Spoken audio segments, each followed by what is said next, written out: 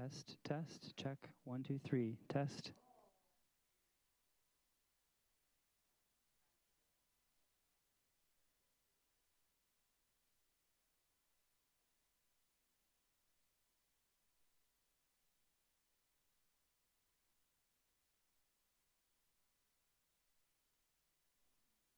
Testing. Testing. That's okay. Testing.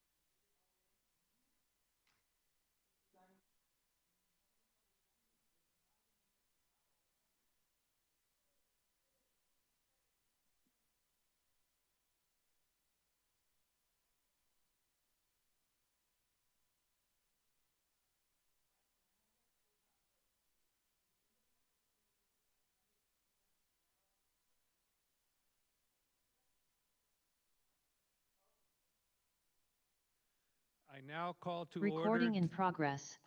the 2023 Charter Review Committee meeting of September 21st, 2023. This meeting will be recorded. The Zoom application will notify you that this meeting is being recorded. Please press continue on the Zoom application to stay in the meeting.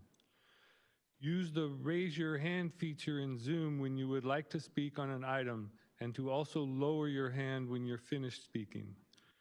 Please unmute when called to speak and mute yourself when you are done speaking.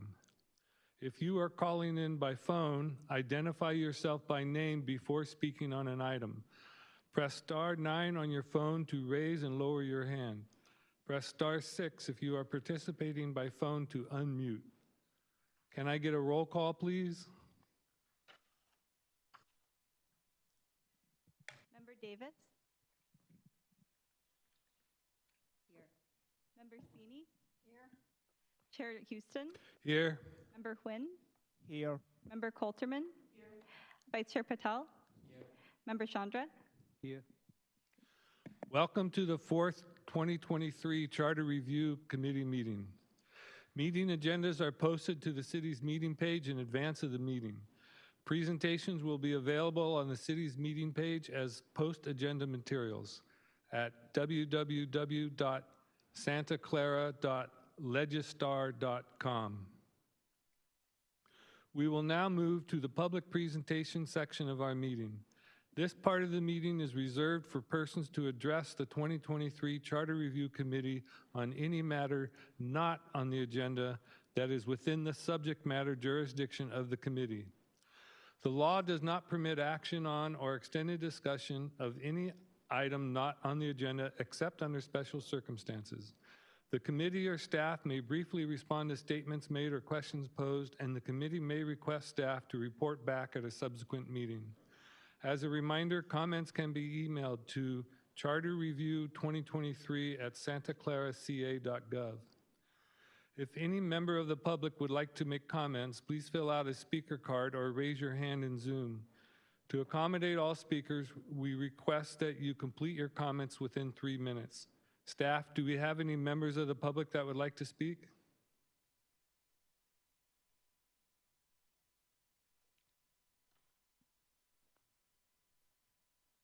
We will now move to the general business items on the agenda. Our first item is a staff response to questions from the 2023 Charter Review Committee. During the course of this committee, we have sent questions to staff related to our scope of work. Now we will hear from Assistant City Manager Cynthia Bohorquez on staff responses. From a process perspective, we will take questions from the committee and then the community after she has completed her presentation. Does anyone have any questions about how we will proceed tonight? If not, Assistant City Manager Bohorquez, please feel free to begin when you are ready. Thank you, Chair Houston. Can you hear me? Great. In your package, you have the responses for the questions that have been asked. We have received 20 questions, and we have categorized them into 3 categories: logistical and process, historical, and benchmarking. At the pleasure of the committee, is it the pleasure of the committee to go through each one of the questions, or do you want to just address particular questions that the committee may have in terms of the responses? How would you like to proceed? I don't have any questions about it. I've read it already, and I have a pretty clear understanding. But if anybody else has questions or wants to... Perhaps I can go through and read the questions, and then for the benefit of the public, just give you a quick response. Is that satisfactory? Member Sini, do you have a question? Yeah, I did. The staff response keeps referencing RTC 231156. Are we going to get that information tonight in this meeting? That RTC is in your packet. It was mailed to you as part of the agenda packet on Monday. So I'll go through the questions and then briefly cover the responses. So the first question was, does the full committee need to be present at the November 7th presentation of the committee's recommendations to the City Council? The answer is no. You do not need to be present, but we are encouraging all of you to attend that meeting, as it is an opportunity for us for the city to recognize and thank you for your service. You will, as a committee, need to identify who you wish to speak. It's usually the chair that speaks on behalf of the committee, but that is a decision that the committee can make as a whole. The second question is, what are the requirements for the recall of elected officials? The staff response is the recall of elected officials is a complex process with specific requirements and timelines. God bless you. As such, the City of Santa Clara follows the process established by the County of Santa Clara. In your packet, as attachment 1, is the Santa Clara County Recall Guide, which is provided to individuals who wish to pursue a recall of an elected official. A diagram of the process with timelines can be found on page 27 of the guide. Question 3 is, can you provide a summary of 2 to 3 recent recalls that made it to the ballot? The response is, over the past 20 years, there have not been a recall of any city official on the City of Santa Clara ballot. Question 4, how much does it cost to have the chief and city clerk on the ballot? In other words, how much money would we save if the chief and clerk were not on the ballot? The estimated cost for the special election that includes up to 2 measures is $362,000 in costs for the registrar of voters, plus approximately $60,000 to $70,000 for city costs related to printing, translations, publication of notices, and other related costs, for a total of approximately $432,000. Can the requirement for the chief of police and city clerk be a resident of the city be removed? There's two questions related, sort of related, and I'll give the response to both at the same time. The second question is, does California law allow additional qualification criteria beyond what the charter currently states to be established for elected offices? For example, could we require the city clerk to obtain an MMC or CPMC qualifications? The response to both questions is as follows. Yes, as a charter city, the city of Santa Clara is able to establish its own eligibility and qualification criteria for its locally elected positions, provided that the criteria does not violate the U.S. or California constitutions. While general law cities are subject to specific state laws concerning eligibility for city elective office, the city of Santa Clara, as a charter city, has plenary authority to legislate regarding municipal affairs, including establishing the qualifications of its municipal officers and employees. We conclude that the residency requirements for the elected police chief or city clerk may be modified. Options for residency changes could include, but are not limited to, the following: eliminating the residency requirement requiring residency within a certain radius or proximity of the city of Santa Clara, or requiring residency within a certain time frame post-election. The next series of questions is more historical in nature. The first is provide links for the following 4 items: the November 1952 Measure C, elect police chief and city clerk; November 7th, 1972 Measure C, city clerk powers and duties; July 17, 2018 Ordinance Number 1983, July 17, 2018 Report to Council on the Ordinance 1983. The response is the link for the report on Ordinance Number 1983, as well as the actual ordinance, can be found at City of Santa Clara File 18-487 on our Legislar.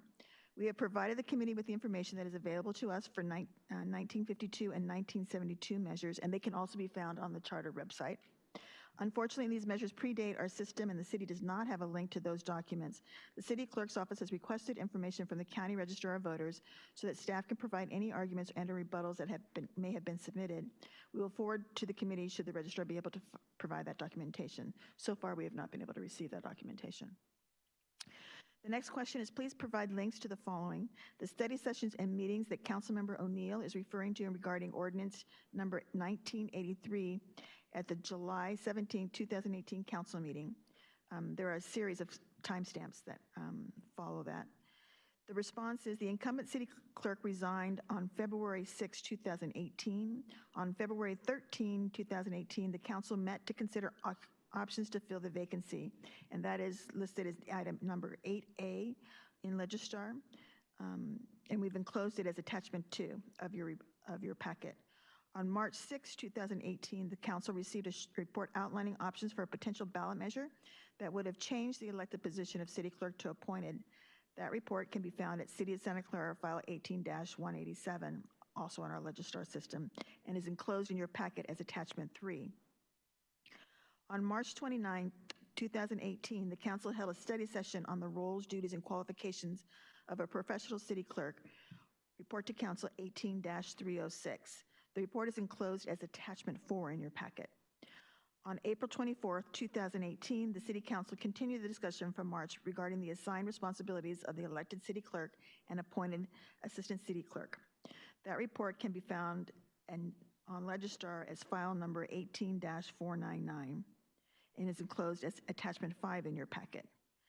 Action on this item was continued to June 26, 2018, at which time the City Council voted to place on the November ballot an election for a part-time city clerk with interim compensation equivalent to the package offered to City Council members.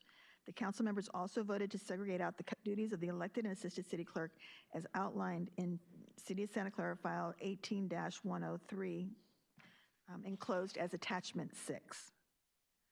The next question is question 9. Please provide the memo reference to in the article that City Manager Deanna Santana wrote and sent to the City Council, excerpt pasted below. This new structure works to stabilize succession planning within the department, which has been a desired focus for quite some time, City Manager Deanna Santana wrote in a memo to the City Council. It is important to note that these assignments and the department structure will continue to change to align to service goals and fiscal resources. That email is enclosed as attachment 7 in your packet. Please provide a list of candidates for the positions of Chief of Police and City Clerk for the past 30 years. Please include the year of each election and the number of individuals on the ballot. The information for the city clerk candidates is as follows. In 1988, there was one candidate, Judy, and I'm not going to say the name right, Baccioni? Thank you. In 1992, there was one candidate, Judy Baccioni. In 1996, two, Judy Baccioni and Robert J. Welch. In 2000, one candidate, Judy Baccioni. In 2004, there were three candidates, Rod Dearden Jr., Elise DeYoung, and Vanna Gisler. In 2008, one candidate, Rod Dearden Jr. In 2012, one candidate, Rod Dearden Jr. In 2016, two candidates, Rod Dearden Jr. and Deborah Bress. 2018, Hossam Haggag, Robert O'Keefe, Roseanne Lacourcier, Peter Roberts, William Stampolis, Thomas McDevitt. So there was a total of 6 in that year. And then in 2020, there was one candidate, Hossam Haggag. The information for the chief of police candidates is as follows. In 1988, there was one candidate, Frank Vasquez. In 1992, one candidate, Frank Vasquez. 1996, two candidates, Charles Arola and Rich Rodriguez. In 2000, there were 4 candidates, Steve Lodge, Donald Lazzarini, Rich Rodriguez, and Martin Monica. In 2004, one candidate, Steve Lodge. One candidate in 2018, again, Steve Lodge. In 2012, one candidate, Michael Sellers. In 2016, two candidates, Michael Sellers and Pat Nicolai. And in 2020, one candidate, Pat Nicolai. The next question is, over the past 30 years, how many times has the chief of police or city clerk stepped down from the position during their term of office, leaving their position vacant?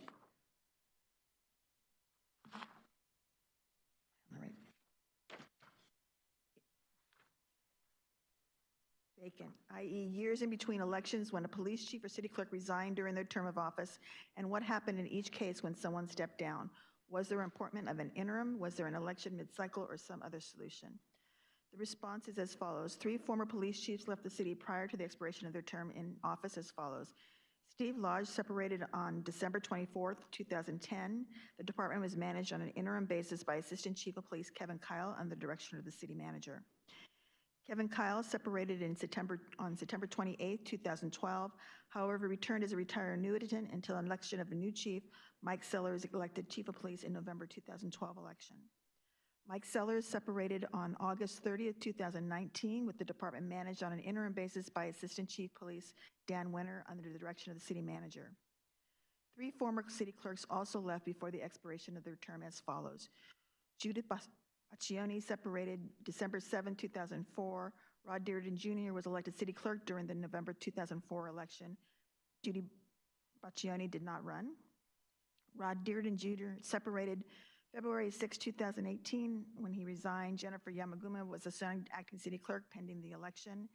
And then Jennifer Yamaguma, acting city clerk, separated October 16, 2018, as she was promoted outside the organization. Hossam Haggag was elected in city clerk in November 2018. The next series of questions relates to benchmarking. The first question is, what are the salaries for each of the 2 assistant police chiefs? The annual salary for the 2 police chiefs, respectively, are as follows: $368,596.20 and $350,483.40. The next question is, do the assistant police chiefs report to the city manager, city council, or both? Response is, as members of the city's unclassified service, the 2 assistant police chief positions are at-will positions, with the incumbent serving at the discretion of the city manager as the chief executive officer of the city. The next question is, how many sworn police officers are employed by the Santa Clara Police Department? There is a total of 153 sworn positions, including management and vacancies in the Santa Clara Police Department. Of the number of sworn officers, how many live in the city of Santa Clara boundaries? And of the number of sworn officers who live in Santa Clara, how many are in positions of leadership at this time, such as captain, assistant chief, or other positions of leadership, which could serve as preparation to later become police chief? There are approximately 10 employees who live within the boundaries of the city of Santa Clara as follows: 2 captains, 2 lieutenants, 2 sergeants, and 4 police officers. Please post the current job description for the elected city clerk. The powers and duties of the elected city clerk can be found in Santa Clara City Charter, Section 600, City Elected Officers, and Section 903, City Clerk Powers and Duties. There is no further job description. On the Transparent California website, which is included What is included as paid benefits or other pay for elected city clerk Hagag? As of September 15, 2023, Transparent California defines these terms as follows. Other pay. While some agencies report many additional forms of pay separately, the vast majority only provide 2 additional forms of pay categories, other pay and lump sum pay. Transparent California's other pay category is the sum of these 2 categories. Lump sum pay is one-time payments such as payouts for unused vacation and sick leave. Other pay includes all forms of pay not reported in the previous categories and may include, among other things, car allowances, meeting stipends, longevity pay, incentive pay, and bonus pay. Total benefits. Total benefits consist of the employer-paid cost of health, dental and vision, medical insurance, and retirement contributions only. The cost of benefits do not reflect monetary payments received by the employee, but instead reflect the cost incurred by taxpayers associated with employer-provided health and retirement benefits. The next question, has the current city clerk ever appointed or hired anyone that reports to him? If so, whom and when? No, the elected city clerk does not have the authority to hire. Are there any expense reports allowed for this position? If so, what has been paid by year? The elected city clerk is eligible to submit expense reports for work-related expenditures. However, no expense reports have been submitted by the incumbent.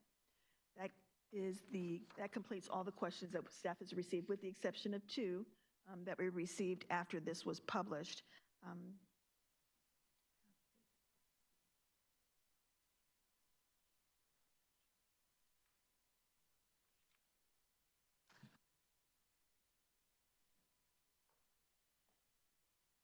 Please tell us the total number of sworn officers that live in the city, their job titles, and years of experience in management.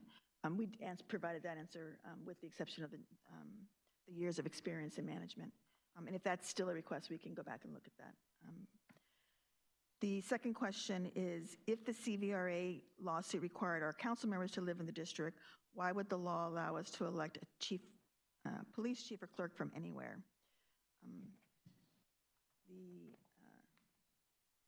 So just to be clear, the district elections was a product of a settlement agreement. So we are free to make that. We were required to have them have that.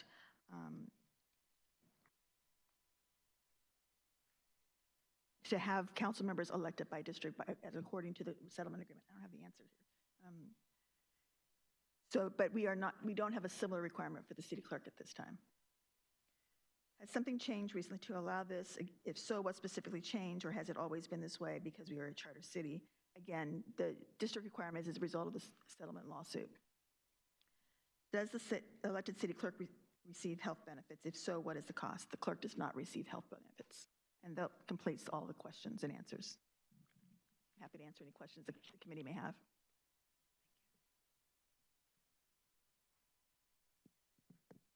Thank you, Assistant City Manager Bojorquez. Are there any committee member comments or questions? Are there any comments from the public?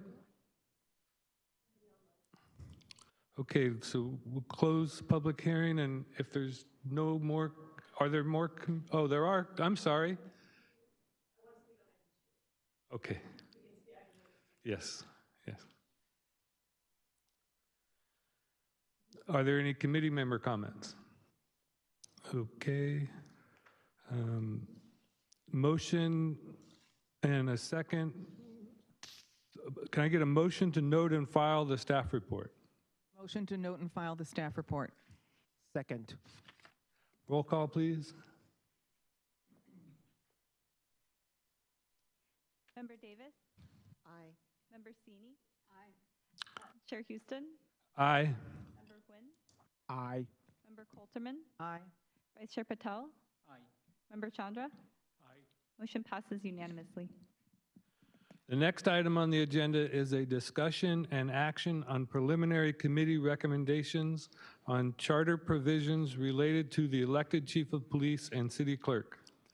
From a process perspective, Assistant City Manager Bojorquez will provide an overview of how we will proceed tonight. Then we will hear from committee members and the public on any questions they may have regarding tonight's process. After that, we will proceed with the process as outlined by Assistant City Manager Bojorquez. Assistant City Manager Bojorquez, please proceed when you are ready. Thank you, Chair Houston.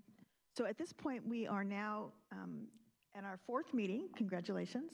It is time for us to really start our deliberations. You've had an opportunity to hear from the incumbent police chief and an incumbent city clerk, and you've had an opportunity to hear from the individuals who represented the appointed perspective, and then you've had the opportunity to ask questions and talk to your constituencies. So at this point, we are preparing to get ready to come back for you for our final meeting that is tentatively scheduled for October, well, it is scheduled for October 17th. It is tentatively our final meeting. And so at this point, we really need to have some direction from the committee. And so we're going to walk us through a decision-making map. Can I get the map, please? And we're going to take the city clerk's position first. We're going to provide you with ballots, and we're going to have you make the first decision first. Should the position of city clerk be elected or appointed? What we're going to do is we're going to give you each a ballot. We're going to ask you to put your name on the corner of the ballot. Then we're going to ask you to fold it and then return it back to the city clerk. The city clerk will then open all of them and read the ballot, read the results of that ballot. And then we will open it up for discussion from the committee, any discussion from the public, and then we'll proceed from there. But the first question is, should the position of city clerk be elected or appointed? So the city clerk is going to distribute your ballots to you at this time.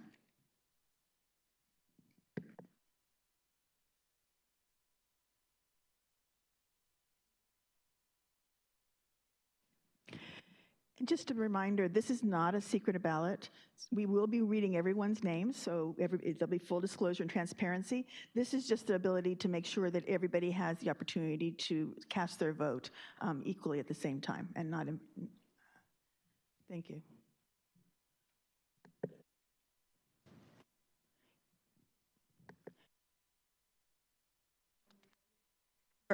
You are only at this point casting your ballot on the question, should the position of city clerk be elected or appointed?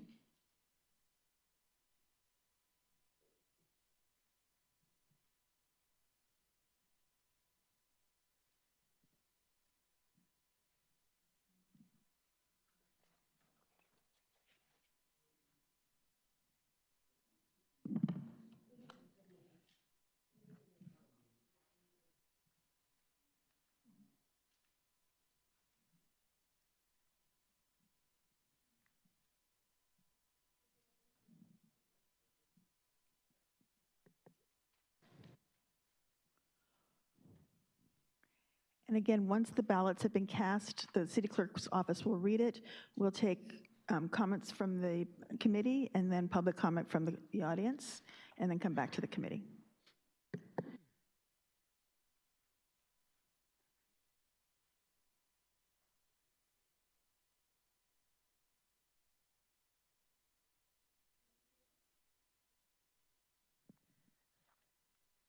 Member Davis, should the position of city clerk be appointed? Member Davis stated that the city clerk should be appointed.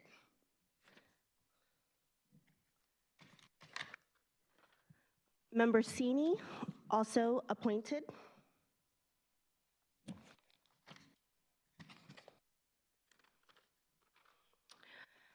Member Houston, appointed.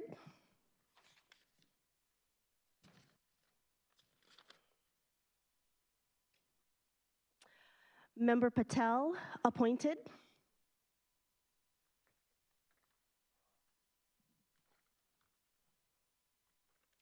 Member Chandra, elected.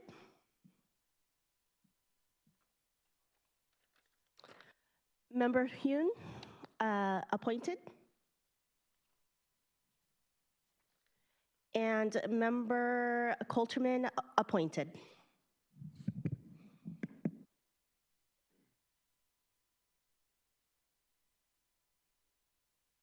So we have 6 members in favor of appointment and 1 member in favor of elected.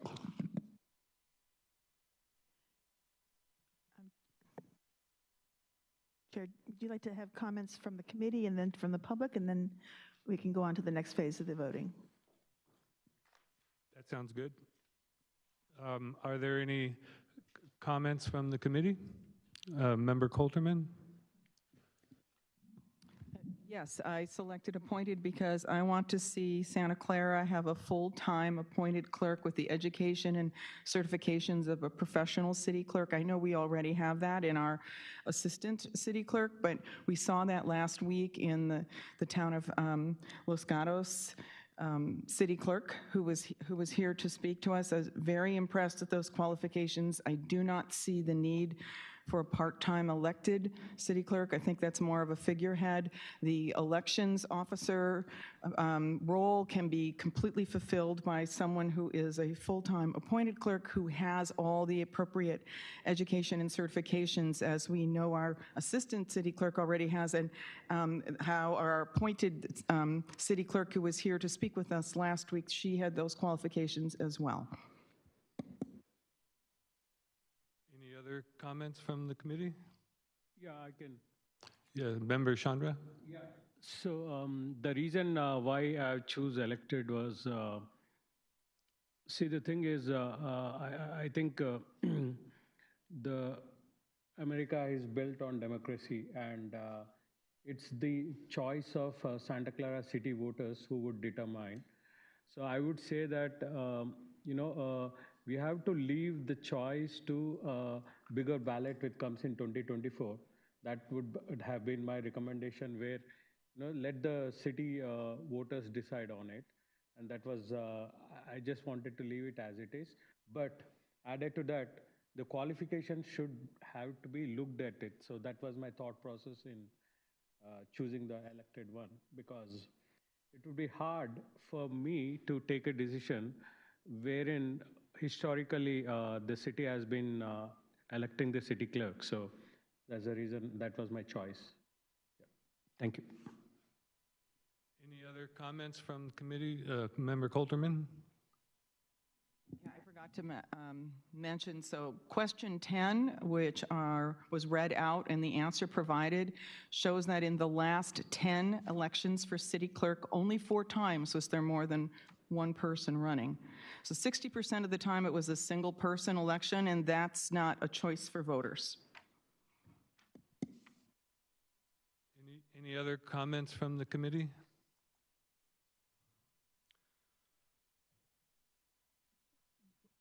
Are there any comments from the public?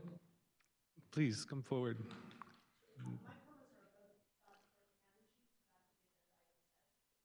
That's okay. Thank you to the Charter Review Committee for your members for your continuing work on these issues.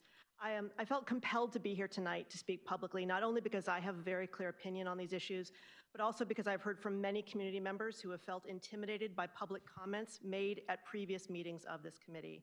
Given those attacks I've seen on those who support an appointed police chief and city clerk, I could no longer sit silently by. My position on these questions is that I'm strongly in favor of having both of these positions, the police chief and the city clerk, become appointed positions so that Santa Clara can ensure it has the best, most qualified candidates in these roles, and that their job performance will be regularly evaluated by those who have regular observations of their work and the authority to evaluate it. I'll speak first about the police chief. I want to note first that our fire chief is appointed by the city manager and reports to the city manager. This arrangement appears to work very well for our fire department. I'm sure it would work equally well for our police department. Second, a big factor for me in supporting an appointed police chief is that Santa Clara is apparently one of only a few cities in California that elects its police chief. Well, I know we often like to think of ourselves as special in Santa Clara. If electing a police chief was a better system, more cities in California would be following this model. They are not. Third, because an elected police chief must reside in the city of Santa Clara, this requirement severely limits the applicant pool for this position. Currently, only a few members of our police department are even eligible to run for the office of police chief, and those individuals may or may not have the qualifications to become a true leader in the department. We also cannot guarantee that we are selecting from a diverse pool of applicants who may bring valuable skills and experience to the SCPD. Santa Clarans deserve to have the most highly qualified police chief we can find, and an election process with a severely limited applicant pool, does not allow that. Finally, if the police chief is elected, the community has limited options for removing the chief should performance issues arise between elections. No one is in charge of reviewing the police chief's performance between elections, nor in setting or reviewing his or her annual performance goals. I also support, as you have voted, moving the office of city clerk to be an appointed position rather than elected one, as many of you have already said. First, because the city clerk is a chief elections and public records officer for the city.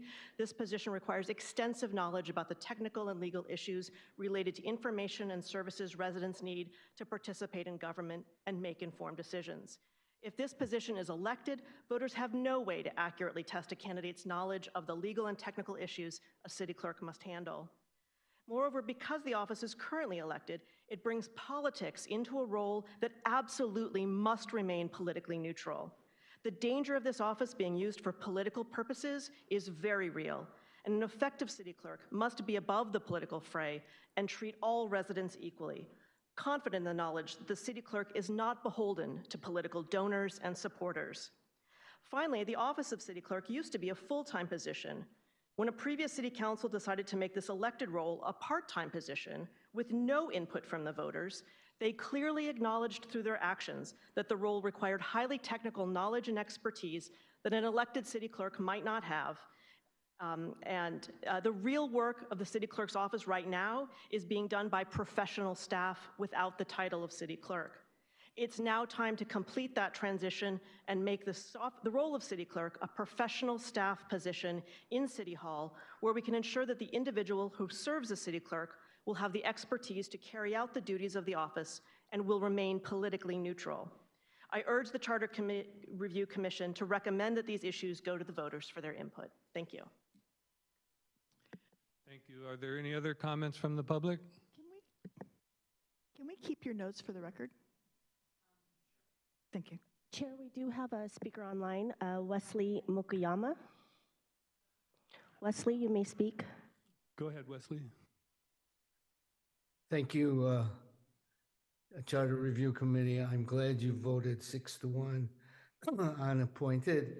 I wholeheartedly support every point the previous speaker made. I also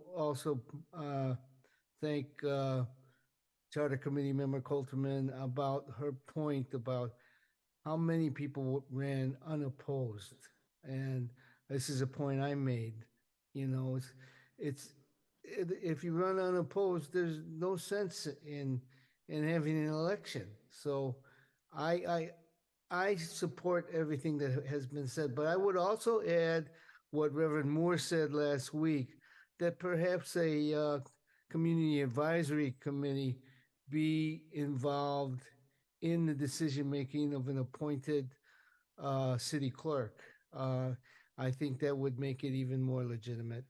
So thank you very much. Thank you. Are there any other public commenters online? There are no other speakers online. Oh, please come forward. I'd just like to add to that, that if you are going to make recommendations, that some of the recommendations involve what type of credentials somebody would have and what the process would be. I would like to see a better process, especially if it becomes a position that is through an advertised position, right? As you all did for most of you, I'm sure you applied for your jobs, right? You had to go through a process. You had to fill in a form. You had to have some sort of credentials. I would like to see that in the process as well. If you could put that forward to the City Council, if you decide to go forward with making this recommendation, that it be a non-elected position. All right. Thank you. Any other committee member comments? Member Chandra? So I have a question to city staff. So based on what are the recommendation we tend to do, is the city council is going to take, I'm just trying to understand, they are going to take our recommendations and put it early in the ballot in March or April, that time frame? Is that the thought process? So that's up to the city council, right? The intent for this charter review committee is to make your recommendations to the city council on November 7th. If appropriate, we would then be taking a call to election on November 14th for council to consider for a special election, but it is at the discretion of whether they want to go in March or in November. So the special election is not part of our decision making, that is to the city council to make the decision? Correct. See, the only thought process was the 600K for the special election cost is the only worrisome that, you know, each and every penny matters when we are trying to take a decision. So I mean, say I will leave it to the city council members what decision they take based on our recommendation. But you know, I would prefer not to waste any money. It's better they can at least wait for 6 months and put it in the November ballot. That would be my very high recommendation. That way, given the situation, I mean, say the market is slum, you know, even the the job market, or you tend to say the revenue is very not so lucrative right now, given the market situation. So I would sincerely suggest, I mean, say I can suggest or not, but you know, if they don't take any decision, I mean, say I will leave it to all the my colleagues also to make a comment on it. That you know, the cost of 600K, whether it is required or not for the March. If the city council, based on our recommendation, take the decision, I would strongly recommend they would take it to the November where the cost is zero. So. Thank you. Any other committee member Coulterman?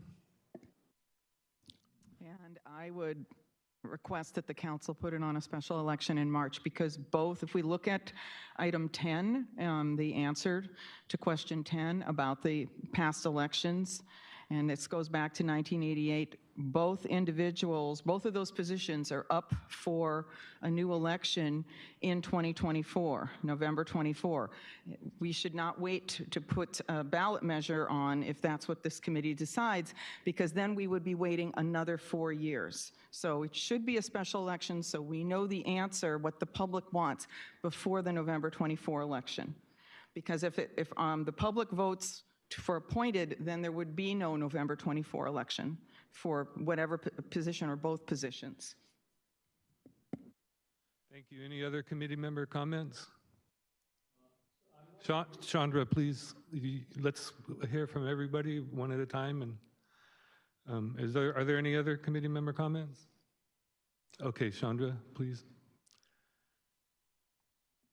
So to Coulterman's answer, right? So correct me if I'm wrong, again, right? So March special elections, November 2024 is the normal elections. It's not 4 years, right? It's 6 months, right? Correct me if I'm wrong. So if I can correct a couple of things. So the cost for the March election is $432,000. Okay. Not 600. So there is a special election. If we were to do a special election, it would be on March 5th, and that's the cost of the 432.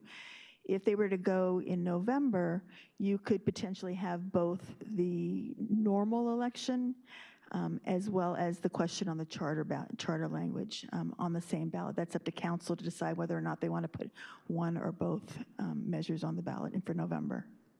But again, you're going to have a cost with November. So the way it works is but the number of measures on the ballot, that there is a slight increase, or there is an increase because of the special election in March. So there's definitely a netted cost. But as to what Member Coulterman said, if it does in fact pass, you would not necessarily have to have the election in November, right? Because you would be appointed. Okay, thank you. Thank you. Any other committee member comments? I have some comments.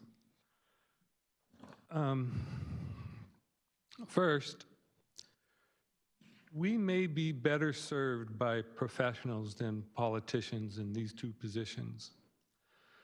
Campaigns for the positions of chief of police, and city clerk attract and reward politically savvy and connected people that are often recruited by council members and come to their otherwise professional jobs with political allegiances. In contrast, appointed positions attract more professionally able people. Hiring competent and qualified professionals who have adequate experience and knowledge of applicable law is critical. Second, appointed officials are accountable daily, not just every 4 years at election time. If appointed officials do not perform, it should be addressed immediately. Our elected chief and clerk do not receive performance evaluations and do not have well-defined job responsibilities. Rather than being accountable to be effective in serving the city, elected officials write their own job descriptions. Houston, I'm sorry.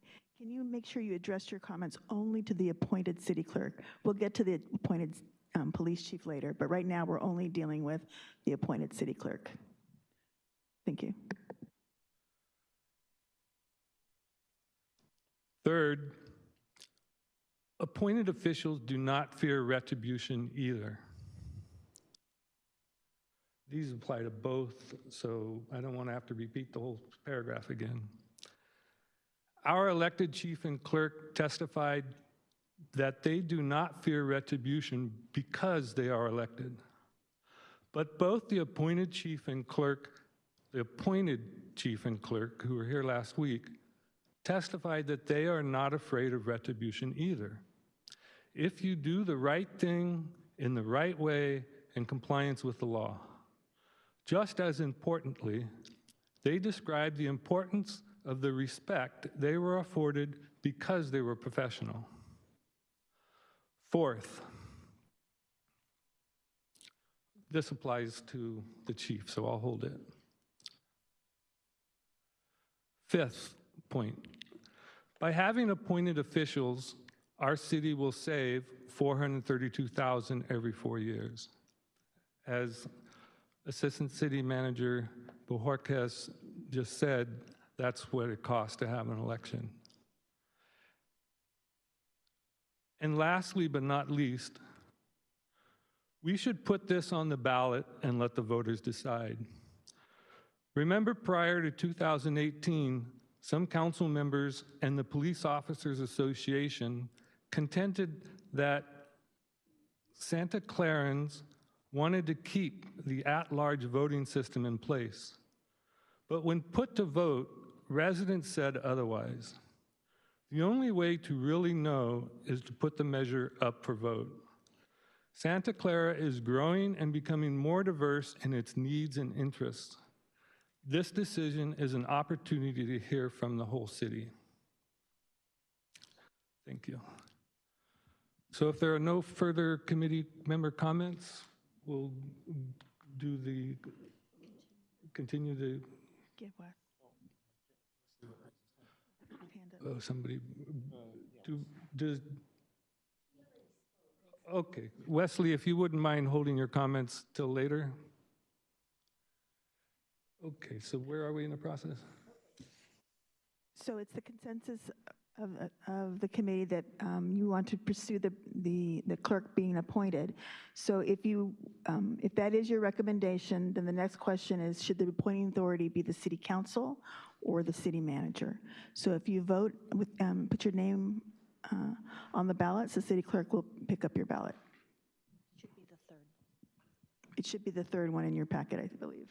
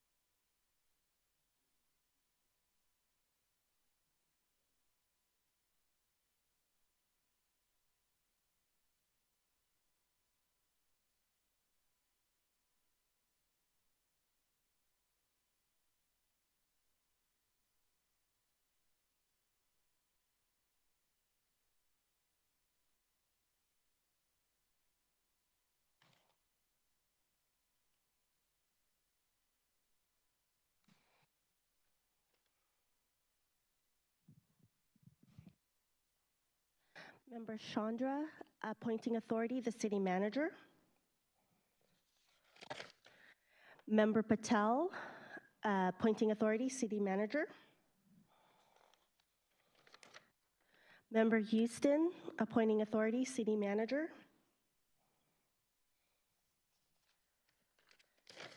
Member Hyun, appointing authority, city manager. Member Sini, appointing authority, city manager.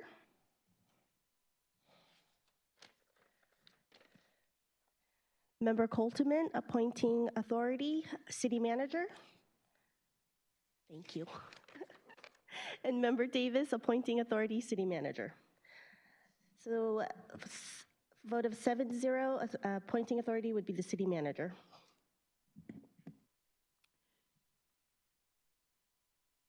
So do you want to take comments from the committee and then the public, and then I'll explain the next step?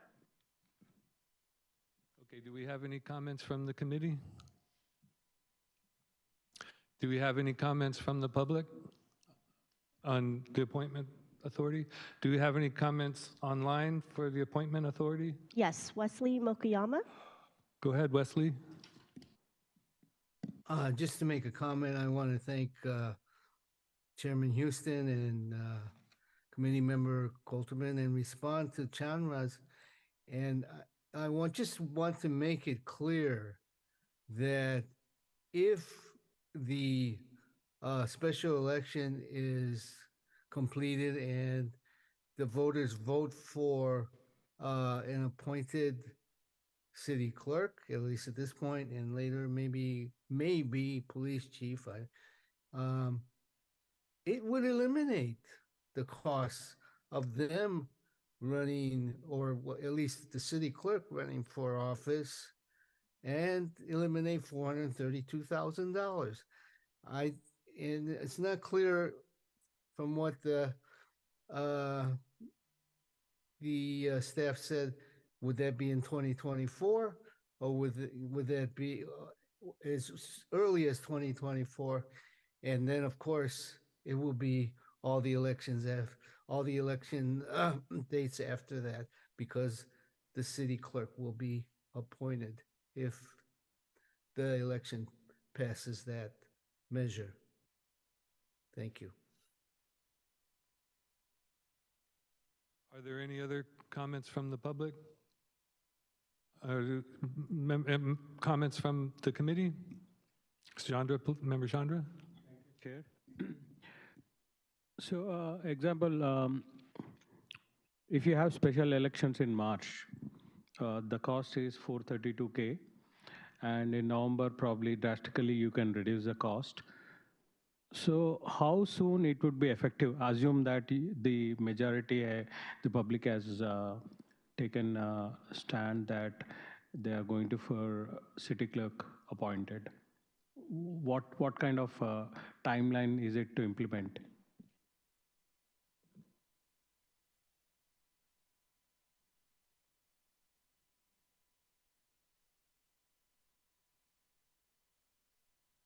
So we would not hold the election in November if the measure passes in March. There will be some time delay because we would have to do a job description and do an appointment process, so that would be a little bit of a delay. There may be an interim appointment. But in case if we do in November, then?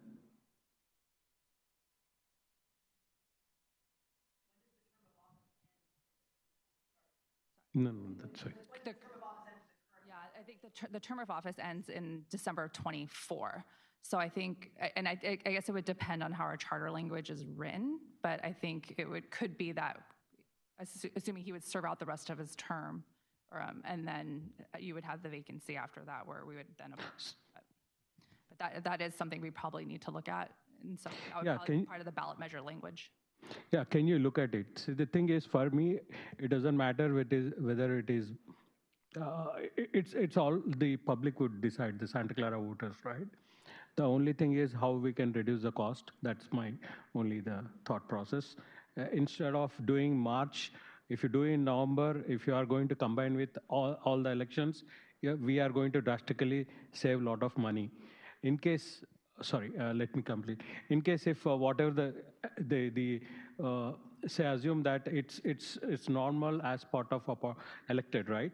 But the condition would be that based on the Santa Clara city voters, whether they approve elected or appointed. So based on that as a condition, if you tend to do, then it would be, I may say it shouldn't continue for 2025. So. I think the one thing that we need to think about too is if you have both the election for those positions and two ballot measures potentially, Yeah. the costs are going to go up. While holding an election in November is cheaper for the two ballot measures, but you're also adding the two positions. And so that's something I think maybe the clerk's office can kind of calculate to show you how much that would actually be for that type of, for the November election, I think, if you want to see those numbers. Yeah, so if we go forward in November and it does become appointed, there is no need for an election in November. If we go both in November, you'd have the cost for the charter change as well as the election. So you actually have two sets of costs in November. Okay. Member Nguyen? Yes, I believe a member of the public wanted to respond. Okay, please come forward. Two charter reviews in the past. There is no price on democracy. And that's all I'm going to say. It doesn't matter if you wait now or if you wait in 6 months. Democracy is at stake. And there is no price on democracy. As a citizen, I pride myself in that living in the United States. I am proud that I have that ability. If you have lived in any other country or visited any other country, that does not guarantee you or give that to a person. I challenge you that that is a horrible situation. I am a child of a parent who lived through Nazi Germany, who had to vote while other people were watching them vote. I will be disappointed if you do not bring, if this charter decides to bring this forward and it gets passed, that it is not put on the ballot immediately as soon as possible in the name of democracy only. Thank you. Thank you. Yes, come forward, please. So I just want to speak to that question too of timing. My understanding, I think, is that the city council will decide the timing of it. So this committee doesn't need to worry about that necessarily, but there is a cost. Yes, maybe there's a cost to a March election that's 400 some odd, I can't remember the exact number, but if you have to have 3 things on the ballot in November, there's a cost for everything you put on the ballot. So you have to subtract that out of what that March would cost. But the other piece of this is getting the best people in these positions. I don't know that we should put a price on that. There can be a cost to having less effective people in those positions, not to comment on anyone currently holding those offices, but we deserve to have the best people in those offices. And if this is the change that will allow that to happen, I don't think we should put a price on that. Thank you. Are there comments online? Yes, Gary Bondog. Gary, go ahead, please.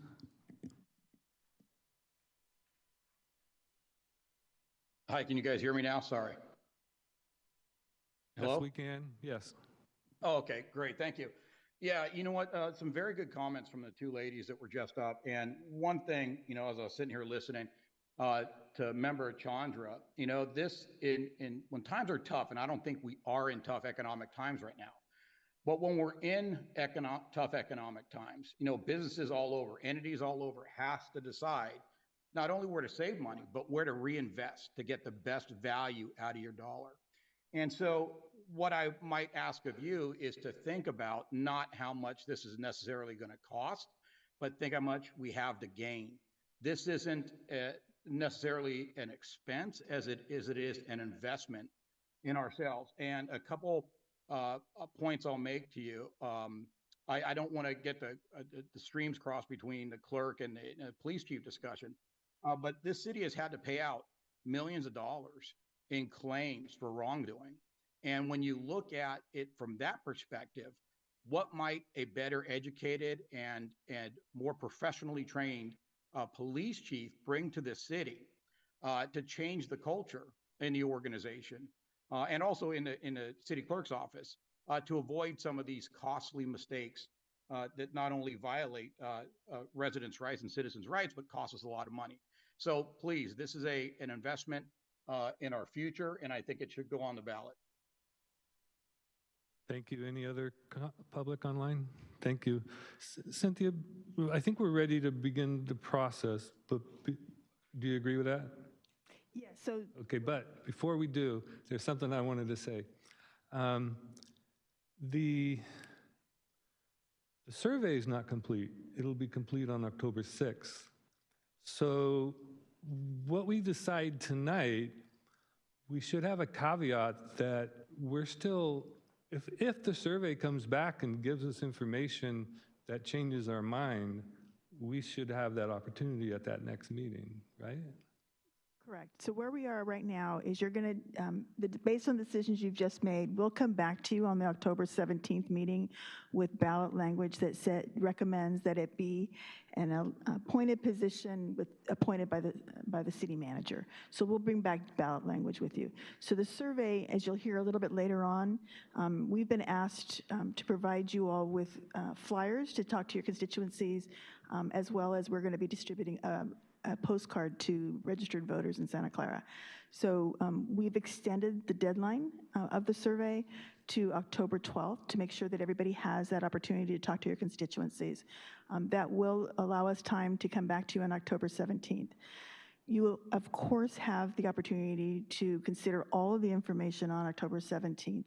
What we're trying to do here tonight is make sure that we bring you back ballot language that is relevant to your decision and the direction that you choose to want to go. Yes, I understand all that, but I just wanted to make sure everybody knew by doing this process, we're not ignoring the survey. We definitely are looking forward to reading what all that survey says, and we're keeping an open mind until we have all the information that's presented to us for October 17th. Thanks. Correct. Would you like to continue on the process? Yes. So we're going to now proceed over to the Chief of Police. So you will have a similar ballot in your packet that asks, should the position of Chief of Police be appointed or elected?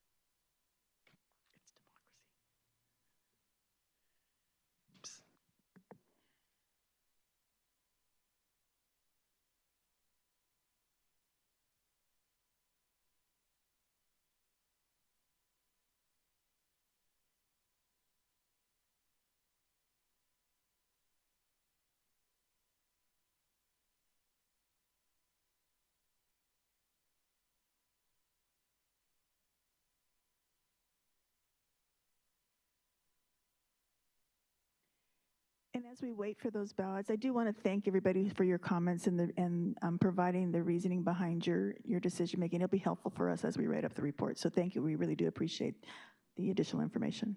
I have one.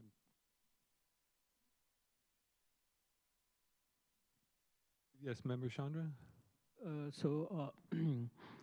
About the survey, right? I think whatever the decision we are going to take, it might change based on the survey outcome also. Exactly. That's exactly what I was saying. Okay, so are we going to have a similar round after that, or what's the process, Cynthia? Can we save that discussion to later and stick within the process that we have going right now? But that's a very good point, and let's revisit it after we finish this process. I do have a section later on the agenda to talk about the survey.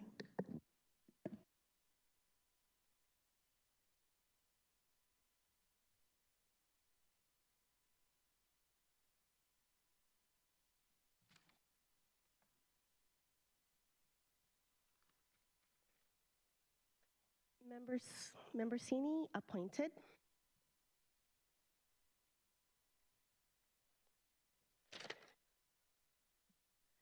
Member Coulterman, appointed. Member Patel, appointed. Member Chandra, elected. Member Hune, elected. I'm sorry, Member Hune, appointed. That was appointed, I'm sorry. Member Davis, appointed.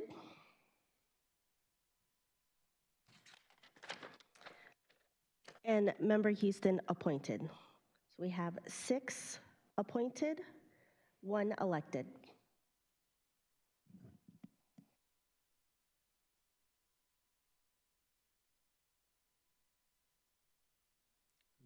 You want to, oh, are there any comments from the committee? Member Davis? As probably most people could see, it took me some time to determine my vote, and that was because it depends. On either case, it depends. I was struck by the first public speaker when she started her comments with what to me is under the treatment of people and the willingness to accept and receive others' point of view without making people feel that we have to have a conflict about that, but we can have a discussion about that, and I can leave you intact and you can leave me intact and maybe just a little bit more informed. So when I hear this body and other bodies talk about diversity, talk about the opportunity for more people to be part of the process, as if that's going to happen by appointment and not election. That's where I like the discussion to be. People who are running unopposed, I don't know why we are beating them. It is others chose not to step up.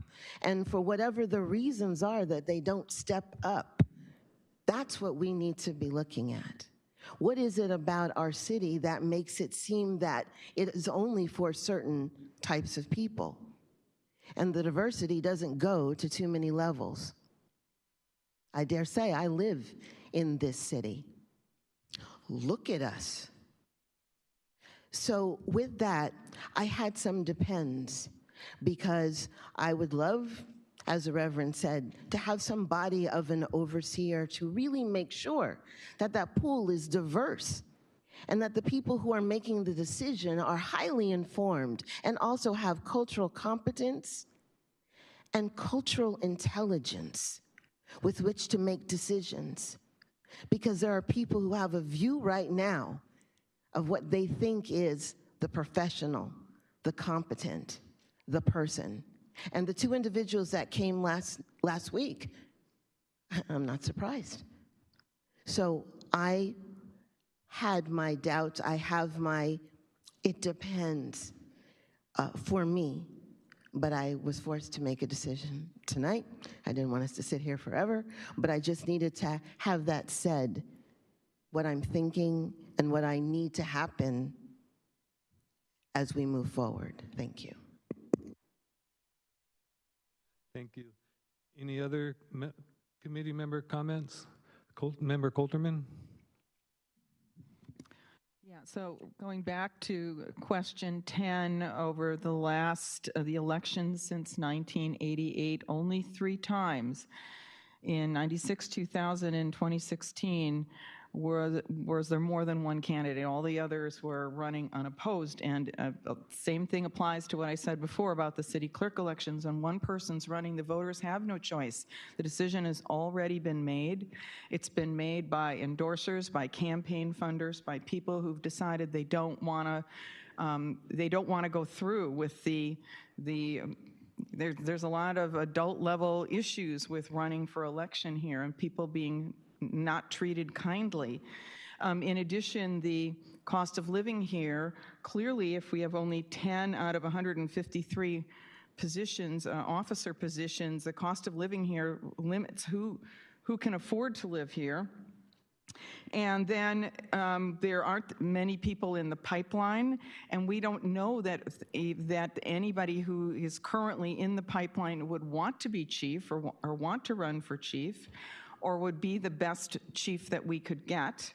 So I think that by going with an appointed chief, we will cast a wider net. I would want to see the city hire an executive search firm, do all of the credentials checking, and set a high standard for what we expect for training and experience and education of a chief, and to be able to not limit the possible pool of people who could potentially be our chief. Thank you. Any other committee member comments? Member Nguyen? Yes, I'd like to build on the comments, expressed by my fellow committee members and members of the public. We must examine the reason why we're the only city left in the whole state of California, biggest state in the country, to have an elected police chief. Historically speaking, in towns all over America, we used to have what is called the long ballot. We had all sorts of elected positions that was elected, but that led to, as Chair Houston said, savvy political operators recruiting candidates and increasing the power. The result was in the past we had what was called machine politics. And the most infamous example being Tammany Hall. And in response to all this overt corruption, a reform movement emerged across the country. And one of their key reforms to limit the power of the machines and eventually get rid of the machines and the corruption they brought was making positions appointed. They said, hey, we should make sure we have the best people possible run our city. They shouldn't be the sons, the nephews or relatives or business partners of the members of the machine or elected or politicians. So cities across the country and California made more and more positions appointed, and even depoliticized and professionalized, such as coroner. Like we need to make sure the coroner actually knows what they're doing.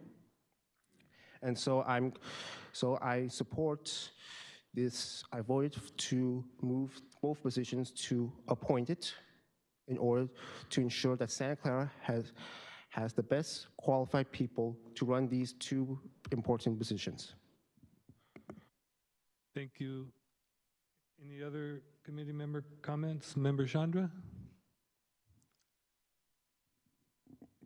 Thank you, Chair. The Santa Clara city has one of the unique, versatile city wherein you have a university, you have a Great America Park, park, you have 49er Stadium. And having been said, it brings the complexity of the politics also. And recently, that's my past couple of years, I've seen there's been in the news for a lot of bad things politically. And I feel if it is left to the public to choose, to check on all this politics, which might be, we leave to public what they do, because historically, they made a decision. 4 times it was on the ballot, and with the majority of more than 50, even sometimes it is 80%, that they have chosen as an elected chief. And I think he is doing fairly great job. That's my personal opinion. And other than that, to add on, right, the city manager has a choice to make 2 assistant chiefs who are also there. So it's a balance of power. That's what I believe in. I mean, say we will leave it to the public, because since it is 6-1, I would say that, elected chief would have been better for the city and better for negotiations. That's it. Thank you. Thank you. Any other committee member comments? I have one last comment. Elections can and often do get ugly. Negative campaigns can make it difficult for two officers in the same department with their own supporters to overcome this division and move back to professionalism. This is not a problem when appointed because the selection process is confidential. Are there any members, are there any comments from the public? Yes, please.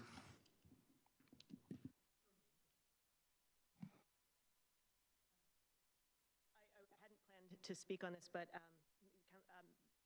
Review Member Davis, I really appreciated your comments about diversity, and it depends, right?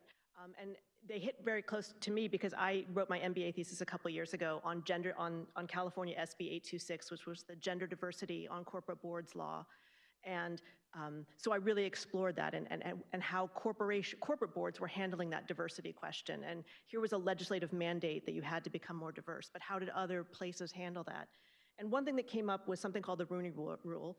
I hate to invoke the NFL here, but it was the owner, Rooney, who wanting to change the diversity of the coaching staffs in the NFL required that, wasn't going to make a requirement on percentages of diversity within the coaching force, but required that every panel had to be a diverse pool. So you didn't necessarily have to pick the diverse candidate, but you had to have a diverse pool. And you can require that. And so that's what a lot of corporations and organizations, some of the pension funds, the public pension funds of New York, have implemented what they call the Rooney Rule. So if you're looking for a corporate board member and you're trying to become a more diverse board, you have to ensure that the pool that you're selecting from is diverse. And what they found was that making a more diverse pool, what a surprise, when you make the pool more diverse, you have more diversity in the eventual selection. So I think there is a way through an appointed process to require a diverse pool of candidates. The candidate selected, we can't guarantee who that might be, but as long as the pool is diverse, we have a better shot at that than we seem to have had through an elected process. In an elected process, you cannot guarantee that the pool is diverse. So I think that's one of the reasons I really support an appointed process where we can ask for a diverse pool of candidates and hopefully bring that more to the city. Thank you. Thank you. Are there any other public comments? Thank you. I appreciate all the comments. I found them all very valuable. I agree with the vote on the city clerk, but I believe the chief of police and city clerk, it's apples and oranges. That the city clerk and chief of police are apples and oranges. One is more administrative, clerical. The other is more substantive policy determination and implementation. In other words, the police chief. And I know that they say that Santa Clara is unique and that it's one of the few that has an elected police chief, but uniqueness isn't necessarily a bad thing, you know, and I would also point out that we're in the realm of law enforcement. All 58 of our county sheriffs are elected. They are not appointed by the Board of Supervisors. All 58 of our DAs are elected, and they're in the law enforcement, and they make determinations. Our state attorney general is elected. So it's not that uncommon, especially in the law enforcement field, for the specialists to be chosen by the people, because it's the people's laws that are being enforced, and it's the people that are going to be subject to it. And yes, we are in an increasing age of specialization, but police work and the law, I hope that doesn't get that specialized that the people are not trusted with that determination. The people are on juries, you know. So by moving away from democracy in this respect, I think it would be a mistake. And also the problems, which Member Colterman was pointing out about there's only one person on the ballot, like, you know, like in the old Soviet Union. That's not a good thing. We need competition. Competition is what made this country great. The way it can be increased in this particular context is by expanding the residency requirement, and also by and then the concern that we won't get somebody that's competent. You can set a floor by the person has to be a captain or something like that. But I believe every Santa Clara police officer should be eligible to run, whether he lives in the city or she lives in the city or not. because if they've served the city, they've got a connection with the city. So definitely every member of the department, wherever he lives. And also captains and whatnot from other Bay Area counties who are familiar with law enforcement in this area, they should also be able to run. And perhaps you can have a requirement to increase their commitment to the community, that after they get elected, they have to move into the community with Santa Clara City within about 9 months or so. So we would get the best of both worlds. But our police chief would also be our neighbor. So with that, I'd like thank you for all the food for thought that you've given me, and hopefully I've provided you with some food for thought as well. Thank you. Please come forward. And if you could speak into the mic, they're having a hard time hearing you out in the interwebs. Thank you. So, can you hear me? Yeah? So, Ms. Davis, thank you for what you said. I really appreciate what you said, because I stand like that too a little bit. Should we elect or shouldn't we? And I have toyed with this for some time, before this actually came about. And I'm now of the opinion we should appoint. And not for the reasons that most people would think, but mostly because our city has made it so political. The position has become political, and as a result, we have probably lost people who could have done this position, who actually retired early, who didn't feel comfortable for some of the reasons that Jeff mentioned earlier. So I would like to see the politics taken out of policing. And why I say that is because I have a child who wanted to be a police officer, and he's white like me.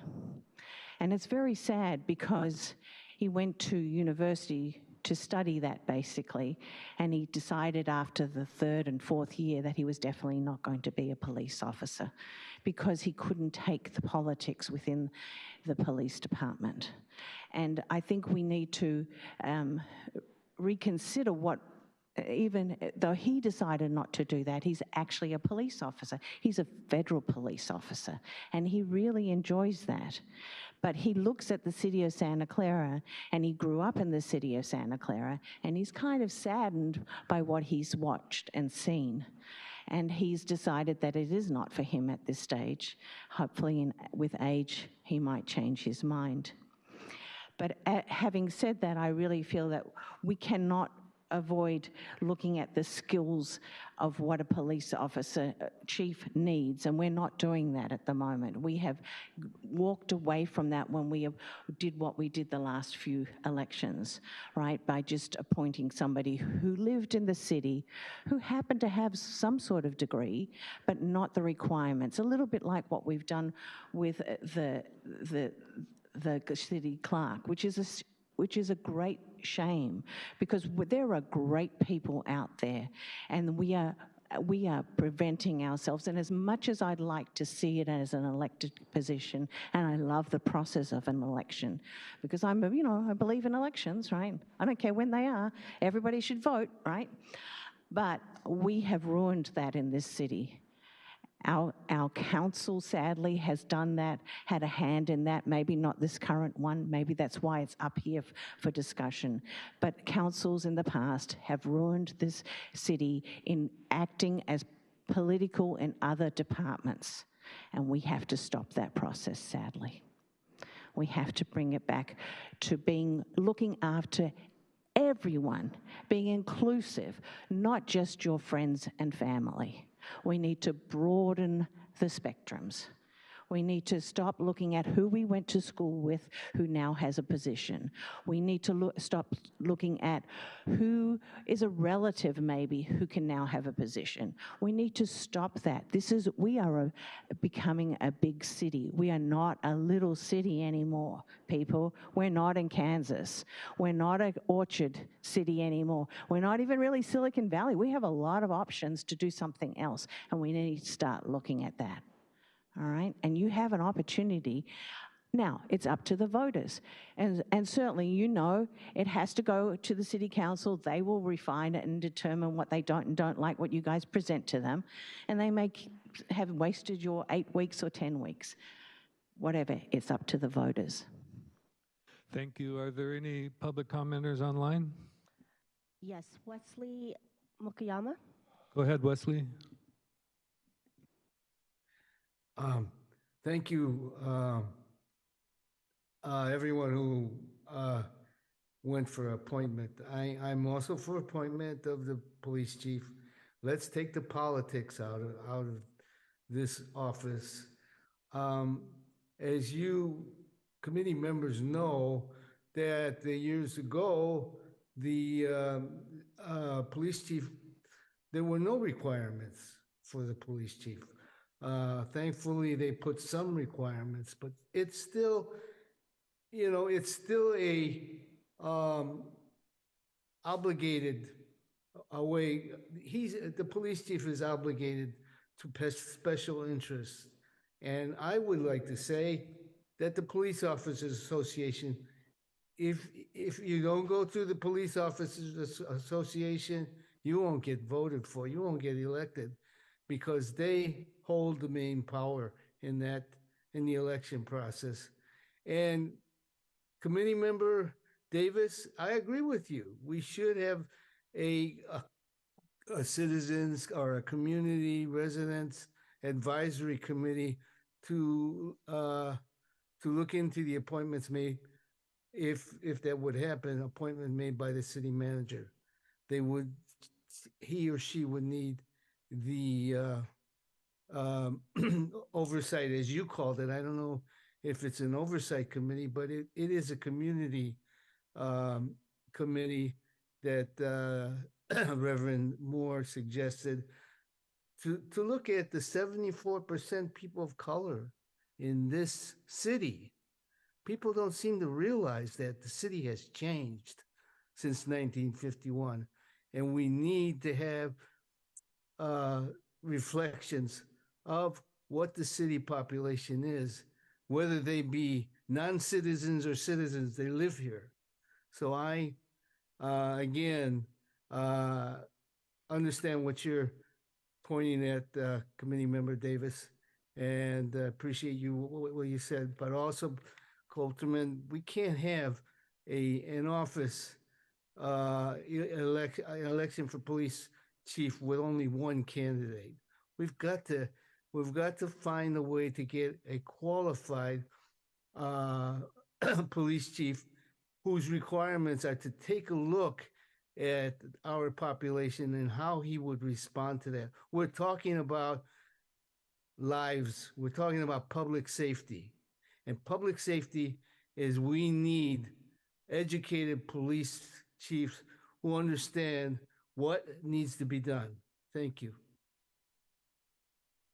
Thank you. Are there any other public commenters online? Yes, Gary Bondog. Go ahead, Gary. Great, thank you.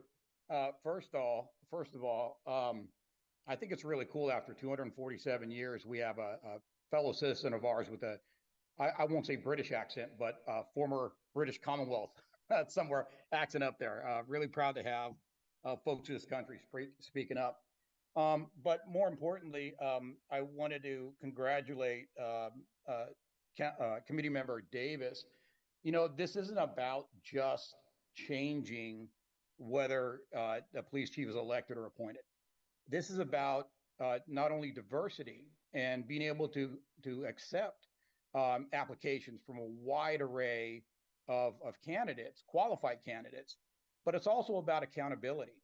A number of people have mentioned that, when something goes wrong or something needs to be looked into, we want to be able to voice our opinions and have that issue looked into right away, not once every 4 years, not because it'll upset the police union. We need accountability right away.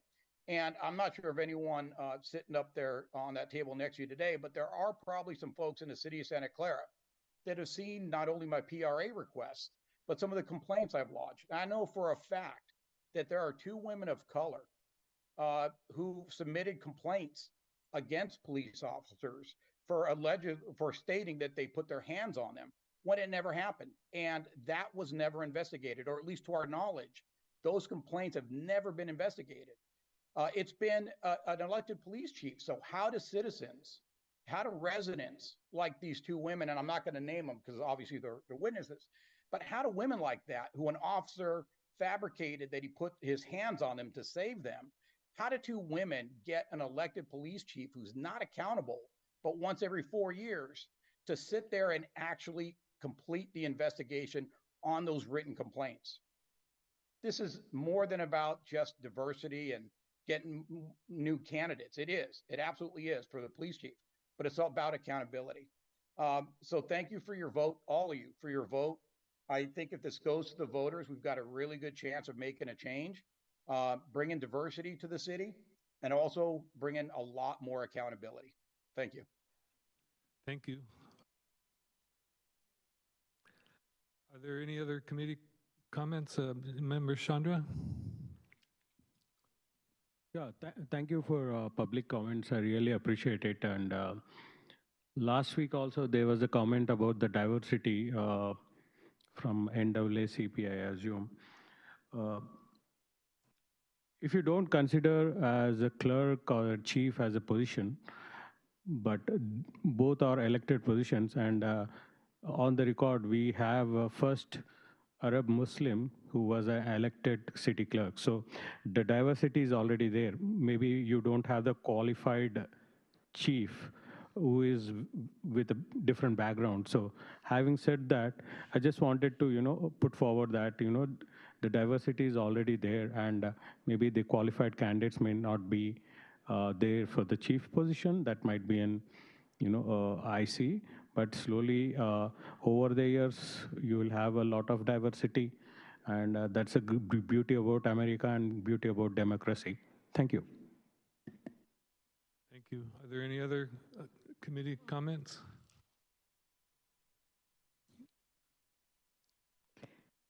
Okay, so now we're on to our next vote, and our next vote is if the chief of police should be appointed, should the appointing authority be the city council or the city manager? And again, the city clerk will go around and get your votes. Please make sure you put your name on the ballot.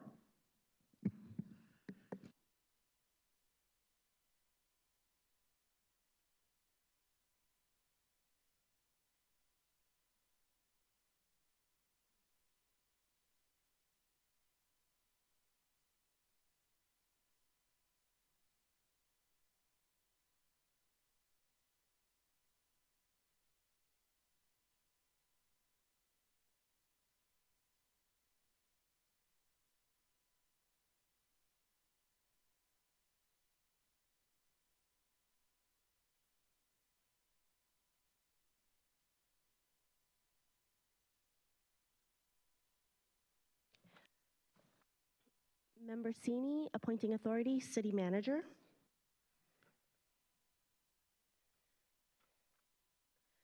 Member Coltman, appointing authority, city manager.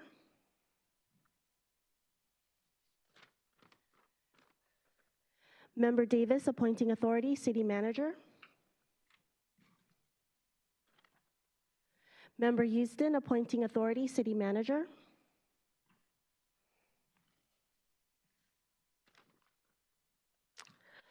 Member Hin, appointing authority, city manager. Member Chandra, appointing authority, city manager. And Member Patel, appointing authority, city manager in conjunction with council.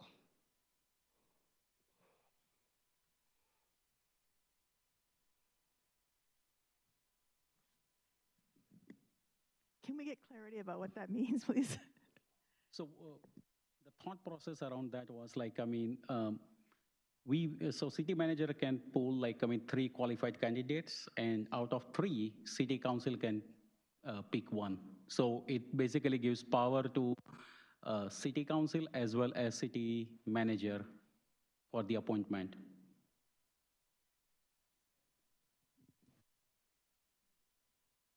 So that would actually be a city council appointee process.